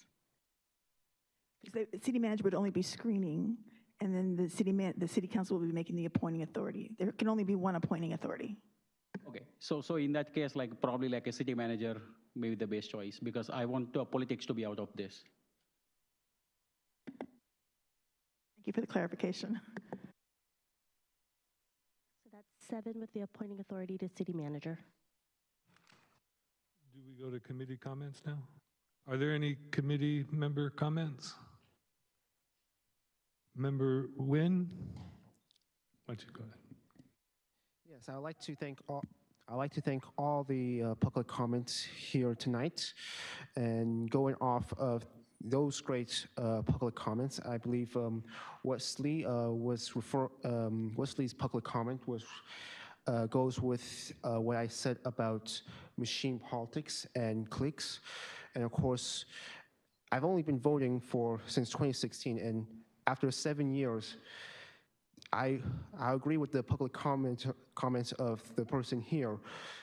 There's simply too much politics, too much heat, too much division, too much negative campaigning, too much nastiness, too much power from certain invested parties, special interests. So we must take the step to professionalize and depoliticize the positions of police chief and city clerk by following the examples of other cities by making both positions appointed. Thank you. Member Coulterman? I also wanted to thank all of the speakers tonight, both in person and online. And that's it. Thanks. Any other committee member comments? Are there any comments from the public? Come forward, please.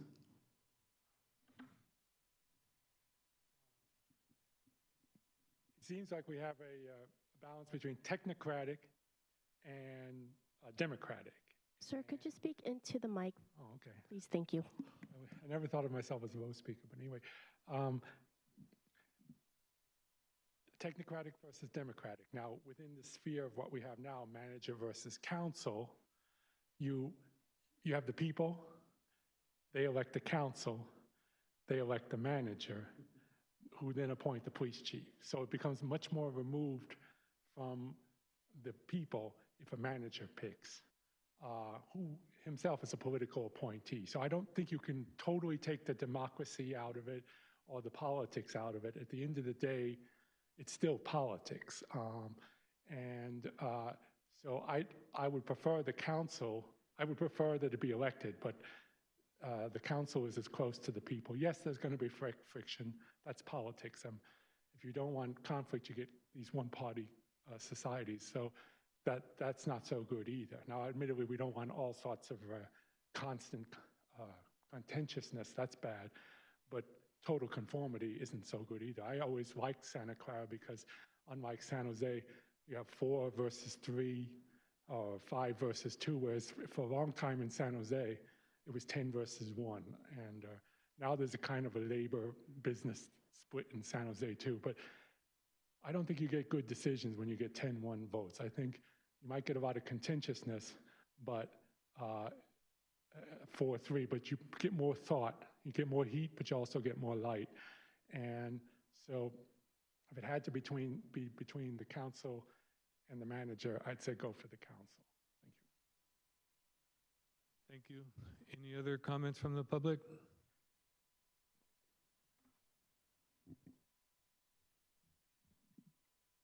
And as much as that is true, the fact is we still need to have a bigger pool of candidates, and we do not have that. And we can't have that because one of the requirements is to live in the city. Now, the average house price in Santa Clara, and I know for that for a fact because I happen to be a realtor, average house price, take a guess. Just take a guess. It's close to 1.7. Okay?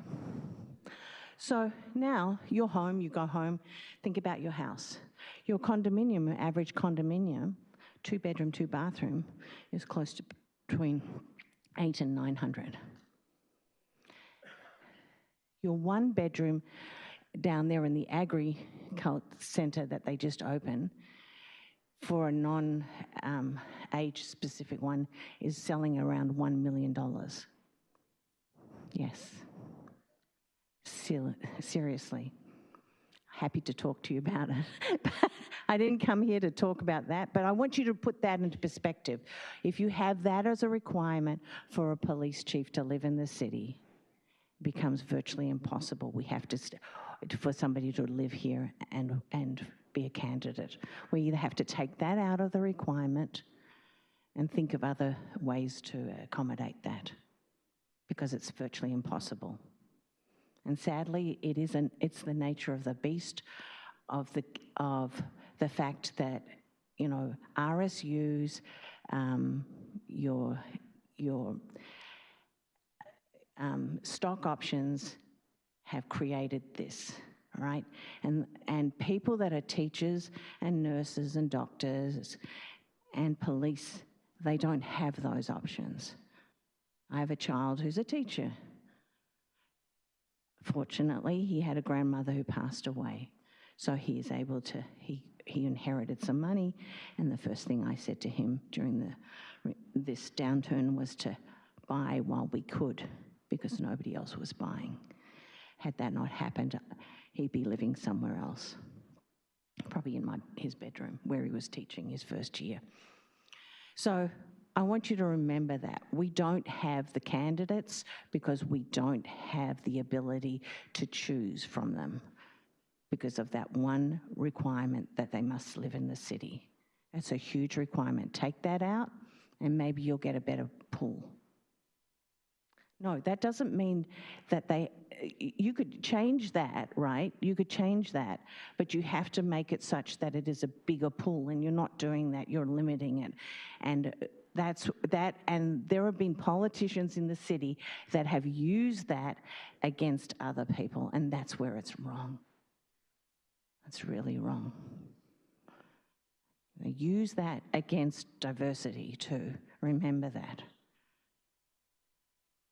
Thank you. Please come forward. So I think it's true whether the appointing authority is the city council or the city manager, there's still politics involved at that level. It's a pretty high level position. So still politics are going to be involved, and the city manager is appointed by the city council and will be evaluated by the city council. If the appointing authority is the city council, yes, the police chief is going to be subject to some political pressure from the city council. If it's the city manager, there's still going to be some political pressure because part of the city manager's evaluation is the performance of the police chief, so there's still some politics there. But I think what we gain from making it an appointed is the electioneering and the campaigning and the ugliness that we see in the political campaigns. It's really disappointing every year to see those negative political campaigns and ads, and removing at least that aspect of the politics from the role of police chief, I think will be a huge benefit for the city. So yes, there's still politics because there's, at certain levels, there's still political appointees who are being evaluated by their direct reports, but it removes a huge aspect of the politics in this role by making it an appointed, and I think even making it appointed to the, I think as you have voted, to the city manager. The person will still be, the city manager will still be evaluated based on, that will be one aspect of their performance evaluation. How is the police chief doing? Are you supervising them well, setting good goals, evaluating their performance well? That's still an aspect of the city manager's review and performance, but it takes it even one more level away from the politics of the role. So I appreciate that you voted 7-0 to recommend that option. Thank you. Are there any public commenters online? Wesley Mokiyama. Go ahead, Wesley. To the first speaker about technocrats versus democracy, how can you have a democracy when there's only one person being voted for? Is that a democracy? I see a lot of dictatorships only having one candidate, and they get 90% of the vote.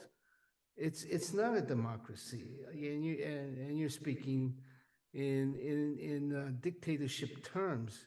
I really oppose what he had to say about that, and I do think yes, the city manager will be questioned by the city council, but they are elected positions, so there's a democracy there. And thank you for the other speakers who supported that. Thank you. Are there more speakers online? Are there any committee member comments? Member Chandra?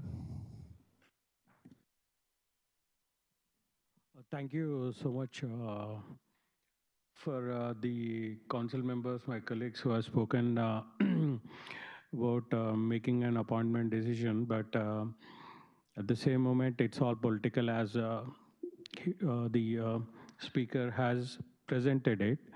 It's an hierarchical decision, so you have the city council, they elect city manager, and then they will elect the city chief, so that's again the political, who is the majority, 5-3, 5-2, 4-3, that would drive the decision, like who is going to gain that particular authority. The only difference I wanted to compare was, say, the mayor is elected by overall all the city. Mayor has certain kind of, it's similar to what you have the police chief also, that, it's a mayoral kind of an, I would say, the electoral, because that's how the city makes the decision, right? But they can definitely try to, I would say, negotiate with the city council in the bracket city manager also. Because, see, what I see, the embarrassing situation, what I see is from past couple of years is the Santa Clara has been there in the media for wrong reasons. So I don't know how they would tackle if it is going to be appointed. As you all say, it is democracy. No, it's all politics. Having said that, I would, urge, if there is a chance, to expand the search of city clerk and the police chief, if they are elected, to maybe Santa Clara County as a boundary, rather than restricting to Santa Clara City. Thank you. Thank you. Are there any other committee member comments? Is there somebody online who wanted to speak? Gary Bondoc? Yeah, hi guys. This is Gary Bondoc again. To member, committee member Chandra's points there, I think we kind of highlighted last week at the meeting that in Santa Clara County, there are 11 cities that appoint their police chief. So I understand and I totally get, questions of how that would work. But I think all we need to do is look at those other 11 municipalities whose city council and city managers have similar roles in selecting, or they select their police chief, and look to them. If something needs to be changed and I guess politics needs to be pulled out and maybe attitudes need to be readjusted, look at the other 11 cities in this county that don't have these problems. They don't. When was the last time you heard of Sunnyvale or Mountain View or Campbell or Milpitas having these problems between the city council, the city manager, and their police chief? Again, put this to the voters. Give us a chance to make a change if the voters want. And if we do decide, the voters do decide to go to an elected police chief, an elected clerk, we've got 11 other cities in this county that we can look towards to figure out how they do it without a vicious cycle of politicking between the three bodies of police chief, clerk, the city council, and the city manager. So have faith. Thanks to everyone for your opinions and for selecting to put this on the ballot or recommend to the city council to put this on the ballot. We will prevail, and we will get through this, and we've got some great examples in the county. Thank you. Thank you. Are there any other online commenters? Let's close the public hearing for this item. And can I get a motion to provide staff with direction on the committee's preferred option or options so that they can bring back draft ballot language options for the committee's consideration at the October 17th, 2023 meeting? Okay. I move what Chair Houston just said. I second. Thank you.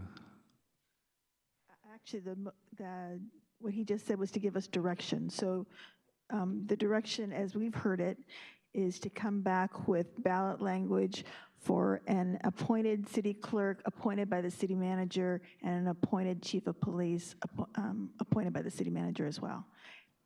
Yes, that was what I. Is that the motion? That's the motion. So we'd need a second. Can I, sorry. Hold on a minute. Let's finish that second. Second by Wynn? Yeah. Okay. Member Chandra, did you have a comment?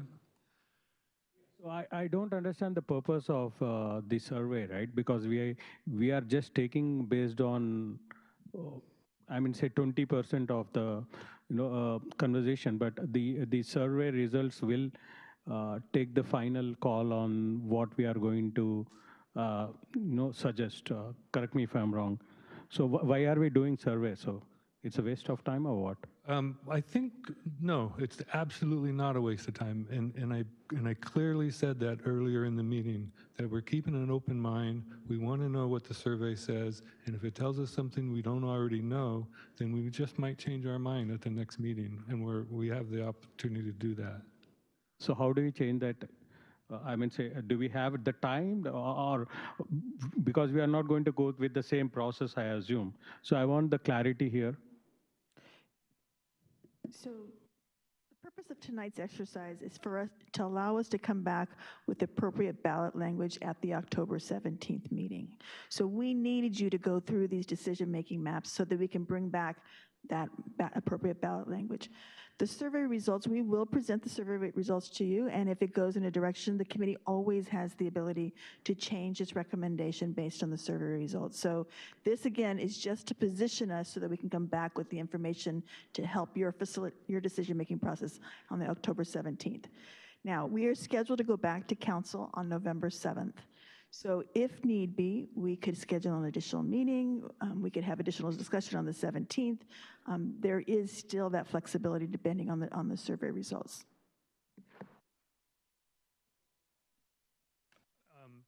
Our timeline is such that we need to do this process the way we're doing it in order to finish in time to get to the registrars of voters. If we had more time, we might do things in a different manner.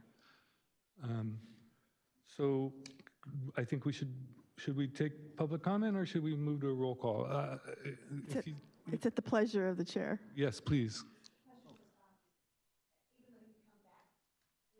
Recommendation to them, City Council can still change it, right? Your Correct. Recommendations. Yeah, that's all. Correct.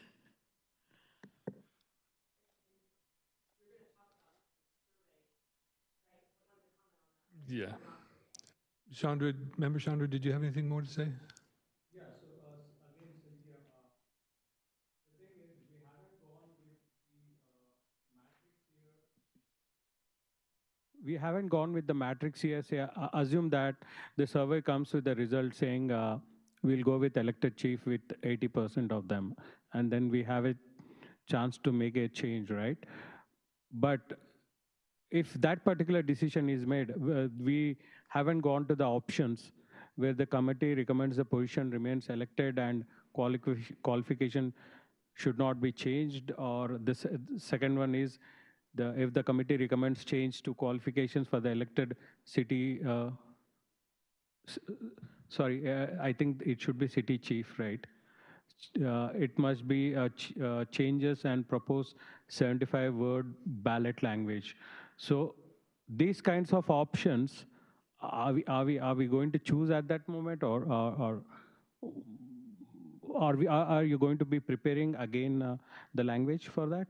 So again, we will come back on the 17th with the language that you've based on the direction for tonight. If on the 17th, after reviewing the findings, you want to do a different direction, we can add additional meetings so that we can go through that process to have that discussion on any changes to qualifications if we decide to go on the elected. You have that ability. It just means that we have to schedule another meeting. Again, we would need to have that meeting and be finished with their work in time to make the November 7th council agenda. So Cynthia, that change should be there on that. Okay, thank you. Yeah. Thank you. So we have a motion from Member Coulterman with a second from Member Nguyen. Can I get a roll call, please?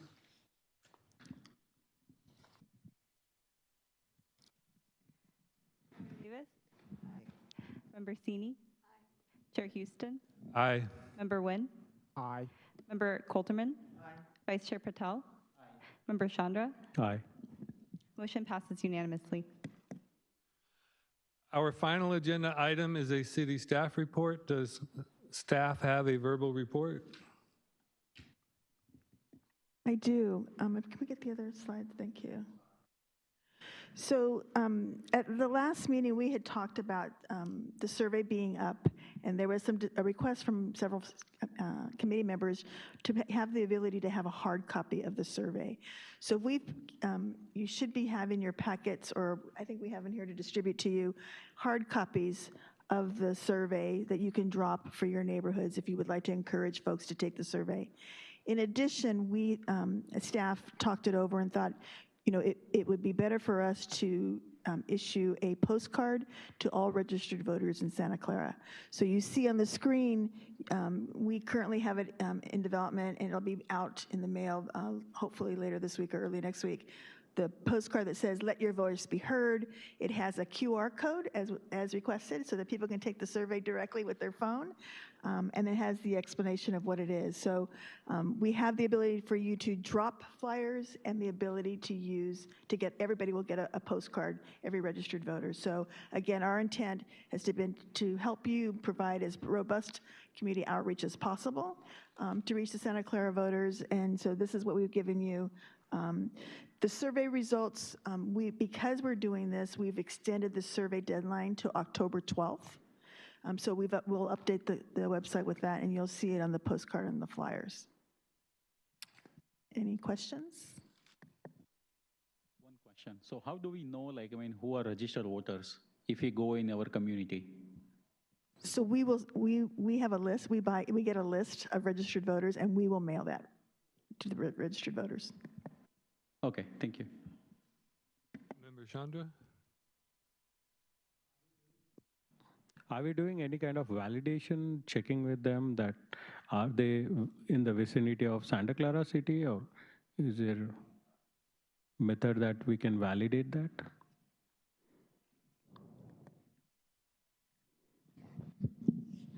Yeah, so I think there's two parts to your question.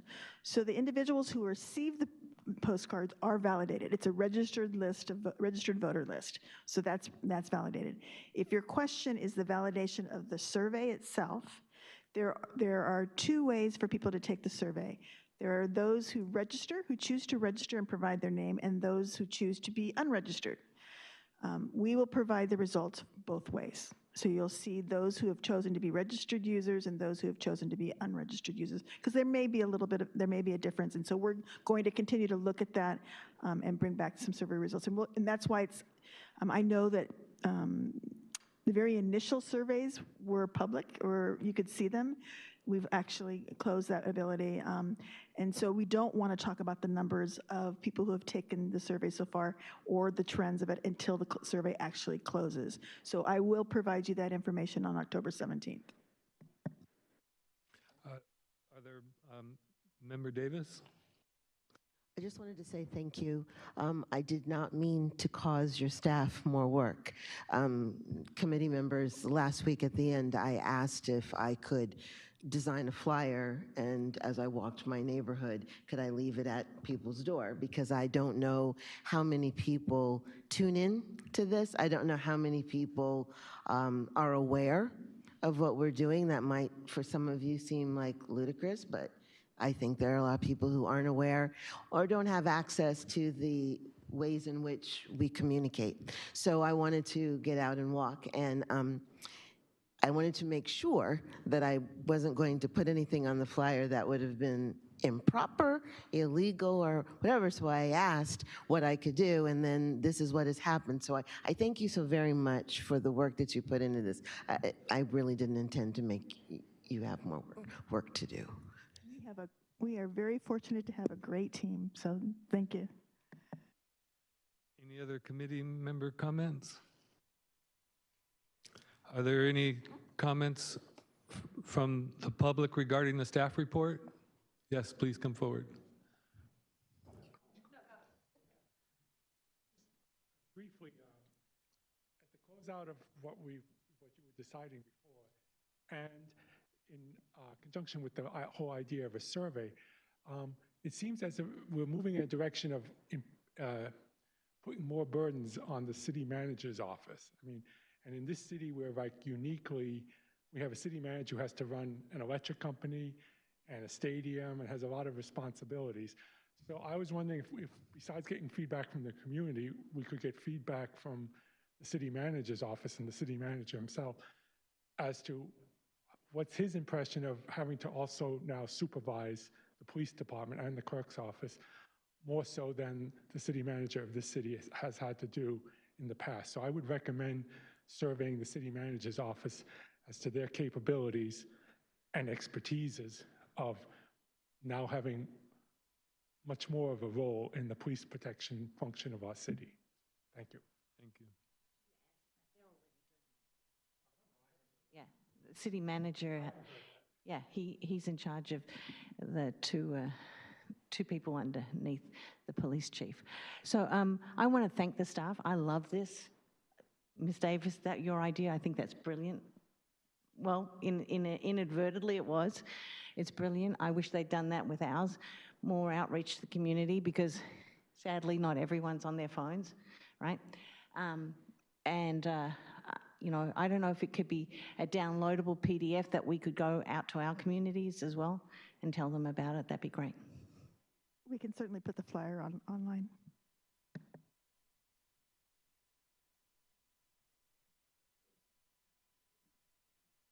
So I think this community outreach is great. The flyer looks great. I'm glad you're reaching out.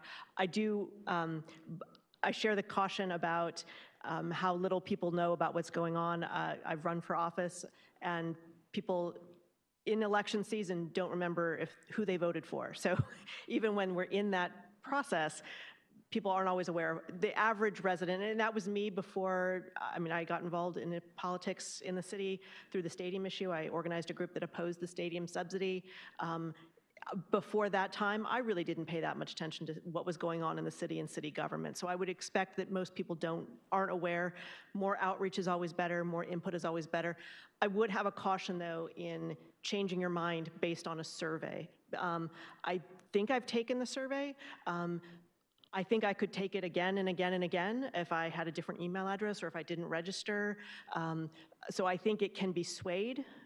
If there are people who are very convinced they need to get votes in to make it look a certain way, you can't guarantee that they're voters. And you just can't do that. I mean, I understand it's nothing that the staff can do to make it. That's why there's an election for votes. So I think you've gotten a lot more input and heard from a lot more people than the average resident will as well. So I would hope that you would rely on all of that data.